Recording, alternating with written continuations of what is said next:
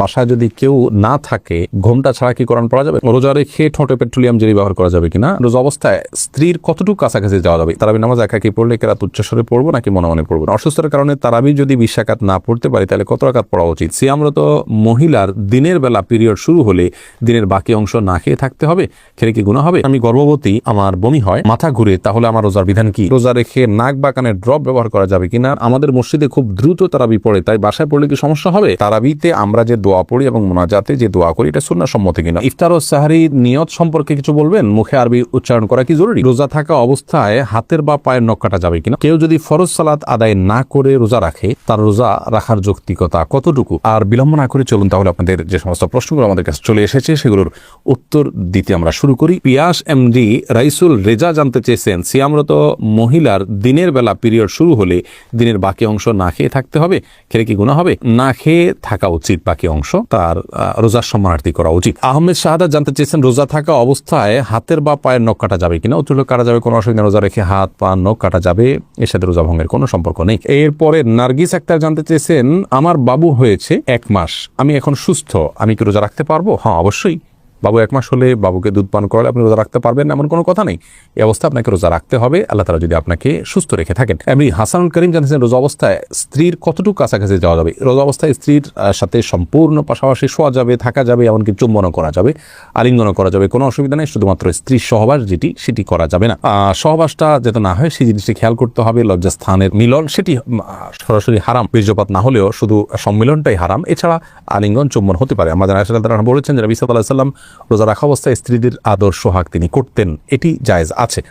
তবে কেউ যদি সেটি করতে গেলে নিজেকে নিয়ন্ত্রণ করতে পারবেন না এমন আশঙ্কা হয় তাহলে তার জন্য এটি করা জায়েজ নাই। এরপর শেখ মোহাম্মদ শামীম জানতেছেন, তারাবি নামাজ একাকি পড়লে কেরাত উচ্চস্বরে পড়বো নাকি মনে মনে পড়বো? দুইটাই করতে পারেন। উচ্চস্বরে পড়বেন এই নিয়তে, আপনি তাকবীর জোরে দিবেন, একামত দিবেন যে আপনি ইমামতি করছেন, কেউ এসে আপনার সাথে পাশে যেন মাঝপথে দাঁড়িয়ে যেতে পারে, সেই জায়গা থেকে আপনি উচ্চস্বরে পড়তে পারেন। আর যদি সেরকম কোনো আশা না থাকে, কেউ আসবেন আপনার সাথে যুক্ত করবেন, এরকম কোনো আশা না থাকলে বা আপনি চাইলে একাকি পড়বেন, সেই উদ্দেশ্যে আপনি আস্তে আস্তেও পড়তে পারেন, অসুবিধা নেই। এরপরে শিহাব মন্ডল জানতে চেয়েছেন, রোজা অবস্থায় আতর বা পারফিউম ব্যবহার করার বিধান কি? উত্তর হলো জায়েজ আছে, কোনো অসুবিধা নেই। আতর পারফিউম ব্যবহার করা যাবে, রোজা রেখে তেল ব্যবহার করা যাবে, কোনো অসুবিধা নেই। নাজির আহমেদ ফারুক আপনি জানতে চেয়েছেন, তারাবিতে আমরা যে দোয়া পড়ি এবং মোনাজাতে যে দোয়া করি এটা সুন্নাহ সম্মত কিনা? ভাই, তারাবির 4 রাকাত পর পর দোয়া পড়া বা তারাবির শেষে সবাই মিলে আলাদা করে দোয়া করার কোনো শিক্ষা, কোনো নির্দেশ রাসূল আকরাম সাল্লাল্লাহু আলাইহি ওয়াসাল্লাম থেকে দেন নাই। সাহাবায়ে কেরাম তারাবি জামাতের সাথে পড়েছেন, কিন্তু তারা এরকম কোনো দোয়া করেছেন বলে কোনো প্রমাণ নাই। আর শরীরে কোনো কিছুর প্রমাণ না থাকলে ইবাদতের মধ্যে কোনো ইবাদতের মূল স্ট্রাকচার বা পদ্ধতির মধ্যে কোনো কিছু হাদিসে না থাকলে সেটাকে আমরা ইবাদতের অংশ হিসাবে যুক্ত করা এটা সঠিক কাজ নয়। আমরা মনে করি যে এটাকে কেউ যদি তারাবির অংশ মনে করেন তো এটা ভুল হবে। হ্যাঁ, মাঝে মধ্যে করলেন সেটি ভিন্ন কথা। সালাতের পর দোয়া কবুল সেই জায়গা থেকে যা যা মতো দোয়া করলেন সেটা অসুবিধা নেই, এটা ঐচ্ছিক বিষয়। কিন্তু সিস্টেম বানিয়ে নেওয়া এবং এটাকে একটা ফরম্যাটে আনা যে নিয়মিত এই কাজটা করা সেটা কিন্তু সঠিক নয়। ইয়াকুব হুসাইন জানতে চেয়েছেন, রোজা রাখা অবস্থায় স্বপ্নদোষ হলে রোজা থাকবে কিনা? থাকবে, কোনো অসুবিধা নেই। স্বপ্নদোষ মানুষ ইচ্ছাকৃত করে না, অতএব স্বপ্নদোষ হলে বীর্যপাত হয়ে গেলে ঘুমের মধ্যে আপনার রোজা কন্টিনিউ করতে পাওয়া হবে। স্বপ্নদোষের কারণে বীর্যপাত হলে সে কারণে আপনি গোসল করবেন, গোসল ফরজ হবে আপনার, কিন্তু রোজা ভাঙবে না। এরপরে সাইদুর রহমান জানতে চেয়েছেন, কেউ যদি ফরজ সালাত আদায় না করে রোজা রাখে তার রোজা রাখার যৌক্তিকতা কতটুকু? তিনি রোজা রাখছেন, একটা ফরজ আদায় করতেছেন, এজন্য আমরা অবশ্যই তাকে অ্যাপ্রিসিয়েট করবো যে তিনি অন্তত একটা ফরজ আদায় করতেছেন। কিন্তু রোজা নামাজ না পড়ে রোজা রাখা মানে হলো যে তিনি লুঙ্গি না পরে আপনার গেঞ্জি পরার জন্য অস্থির হয়ে উঠেছেন। ব্যাপারটা এরকম হয়ে যাবে, গেঞ্জি পরাও দরকার কিন্তু লুঙ্গি পরা তার চেয়ে বেশি দরকার। অতএব নামাজটাকে সবচেয়ে বেশি গুরুত্বের সাথে দিতে হবে, তারপর তিনি রোজার জন্য চেষ্টা করতে হবে। নামাজ না পড়ে রোজা রাখা এটা হলো নামাজের গুরুত্ব বা সালাতের গুরুত্ব না বোঝার কারণে। আল্লাহ তাআলা আমাদের ভাইকে বোঝার তৌফিক দান করুন। ত্রিহান আপনি আইডি থেকে জানতে চাইছেন, আমি গর্ভবতী, আমার বমি হয়, মাথা ঘুরে, তাহলে আমার রোজার বিধান কি? যদি বমি হয় এতে রোজা ভাঙবে না, ইচ্ছাকৃত বমি না করলে রোজা ভাঙবে না। হাদিসে আসলে নবী সাল্লাল্লাহু আলাইহি ওয়াসাল্লাম বলেছেন, যে ব্যক্তির বমি হয় তার রোজা ভাঙবে না, যে ইচ্ছাকৃত বমি করে হাত দিয়ে বা বের করে তার রোজা ভাঙবে। আর যদি বমি হওয়ার পর কিছু আপনি গিলে ফেলেন তার কারণে রোজা ভাঙবে, কিন্তু এমনি বমি হলে রোজা ভাঙবে না। মাথা ঘুরে বমি হয়, তারপর কষ্ট করে আপনার রোজা রাখা উচিত, এটা ফরজ রোজা, এখানে কার্পণ্য করা উচিত নয় এবং ত্রুটি করা উচিত নয়। আল্লাহ আমাদের তৌফিক দান করুন। শাকুল খান জানতে চেয়েছেন, ইফতার ও সাহরির নিয়ত সম্পর্কে কিছু বলবেন? মুখে আরবি উচ্চারণ করা কি জরুরি? ভাই সাইদুর রহমান, নিয়ত হলো ইচ্ছা করার নাম। নিয়ত শব্দের অর্থ হলো ইচ্ছা করা, আর ইচ্ছা মানুষ মন দিয়ে করে। আমি ইচ্ছা করেছি অর্থাৎ আমি মনে মনে কোনো প্ল্যান করেছি, এটার নামই হলো নিয়ত করা। রোজার নিয়ত করতে হবে অন্যান্য সমস্ত আমলের মতো, ইন্নামাল আমালু বিন্নিয়াত, সমস্ত আমলের নিয়তের উপর নির্ভরশীল। নিয়ত না থাকলে কোনো আমলই গ্রহণযোগ্য হবে না। কিন্তু নিয়তের মানে এই না যে মুখে উচ্চারণ করতে হবে। শরীয়ত আমাদেরকে মুখে উচ্চারণ করে নিয়ত করার কোনো শিক্ষা দেয়নি, এবং রোজার জন্য আলাদা কোনো নিয়তের শিক্ষা আল্লাহ তাআলা দেননি। নামাজের ক্ষেত্রেও কোনো নিয়ত, রোজা মুখে নিয়ত করার কোনো শিক্ষা আল্লাহ তাআলা দেননি। অতএব আমরা মনে মনে আমি যে রোজা রাখছি এটাই আমার নিয়ত হিসেবে যথেষ্ট হবে। আপনি ভোর রাতে কেন খেতে উঠেছেন? রোজা রাখার জন্য উঠেছেন, এর মানে হলো আপনার রোজা রাখার ইচ্ছা আছে, বাস নিয়ত আছে। আলাদা করে সেটাকে মুখে উচ্চারণ করা আর কোনো নির্দেশ ইসলাম আমাদেরকে দেয়নি, কোনো প্রয়োজন নেই। এটাকে জরুরি মনে করলে একটা দোয়া বানিয়ে নিচ্ছি আমরা, নাওয়াইতু আন আসুমা গাদান ইত্যাদি, এরকম দোয়া বানিয়ে নিলে সেটি বরং বিদআতে পর্যবেসিত হতে পারে, যদি সেটাকে আমরা সুন্নাহ মনে করি বা রোজার জন্য গুরুত্বপূর্ণ বা জরুরি মনে করি। আশরাফুদ্দিন জানতে চেয়েছেন, আমাদের মসজিদে খুব দ্রুত তারাবি পড়ে, তাই বাসায় পড়লে কি সমস্যা হবে? আপনি যদি এত দ্রুত তারাবি পড়ে যে নামাজ হয় কিনা এটা সন্দেহ হয়, মানে রোকনগুলাই ঠিক মতো করে না, দাঁড়ায়া একটু অপেক্ষা করে, এটা করে না, রুকুতে আপনার যতটুকু না অপেক্ষা করে না ততটুকু করে না, এত দ্রুত যদি করে অনেক সময় রুকু থেকে উঠে সাথে সাথে চলে যায়, একটু 1 সেকেন্ড অপেক্ষা করে না, এরকম করলে তো তার নামাজই হয় না। এরকম ব্যক্তির পিছনে না পড়ে বাসায় পড়া উত্তম। কিন্তু যদি একটু তেলাওয়াতটা তাড়াহুড়া করে, কিন্তু এত তাড়াহুড়া করে না যে নামাজ বিশুদ্ধ হয় না, তাহলে সেক্ষেত্রে আপনাকে জামাতের সাথে আদায় করাটাই উচিত হবে, উত্তম হবে।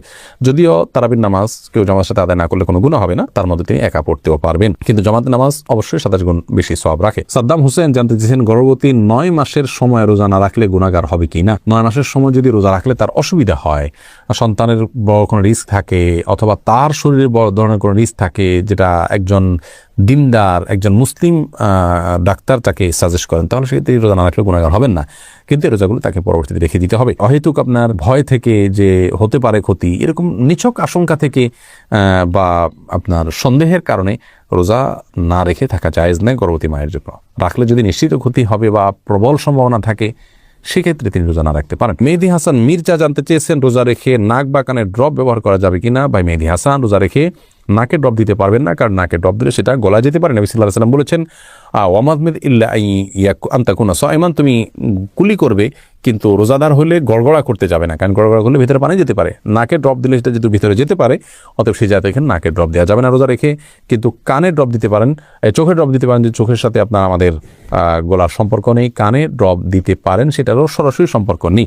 যদি আপনি গলায় স্বাদ অনুভব করেন ড্রপ দেওয়ার পরে কানে বা চোখে, তাহলে সেক্ষেত্রে আপনি সে রোজা আবার রেখে দিবেন, কিন্তু নাকে দিতে পারবেন না, যেহেতু নাকে দিলে সেটা ভেতরে যায়। নাজমা বেগম জানতে চেয়েছেন, ইফতারের সময় আজানের উত্তর কিভাবে দিব? ইফতারের পাশাপাশি আপনি আজান খেতে খেতে আজানের উত্তর দিতে পারবেন, কোনো অসুবিধা নেই, দেওয়া উচিত। সাইদুর রহমান জুয়েল জানতে চেয়েছেন, মোবাইলে কোরআন শরীফের অ্যাপস ডাউনলোড করে তেলাওয়াত করলে কোনো গুনাহ হবে কিনা? না, কোনো গুনাহ হবে কেন, সওয়াব হবে, কোনো অসুবিধা নেই। এরপরে অন্তরা শবনম এই আইডি থেকে আপনি জানতে চেয়েছেন, ওযু ছাড়া কি কোরআন পড়া যায়? বাসায় যদি কেউ না থাকে, ঘোমটা ছাড়া কি কোরআন পড়া যাবে? ঘোমটা ছাড়া কোরআন পড়াতে কোনো অসুবিধা নাই, ওযু ছাড়া মুখস্থ থেকে কোরআন পড়তে পারবেন। কোরআন ধরলে ওযু লাগবে। সুস্থ মানুষ কি শুয়ে শুয়ে কোরআন পড়তে পারে? আপনি যদি কখনো শুয়ে শুয়ে মুখস্থ থেকে কোরআন পড়েন, কোনো অসুবিধা নেই, কিন্তু কোরআনের গ্রন্থকে বুকের উপর নিয়ে পড়াটা কোরআনের সাথে দৃশ্যত অসম্মান, সেটা না করা উচিত। অসুস্থ হলে সেটা করা যাবে, অসুবিধা নেই। সারজু রিমা এই আইডি থেকে আপনি জানতে চেয়েছেন, রোজা রেখে ঠোঁটে পেট্রোলিয়াম জেলি ব্যবহার করা যাবে কিনা? ঠোঁটে যদি খুব বেশি ফেটে যায়, খুব বেশি বিরক্তির কারণ হয়, তাহলে হালকা করে দিতে পারেন, কিন্তু আপনার একান্ত যদি ঠোঁট না ফাটে বা খুব বেশি কষ্ট না হয়, তাহলে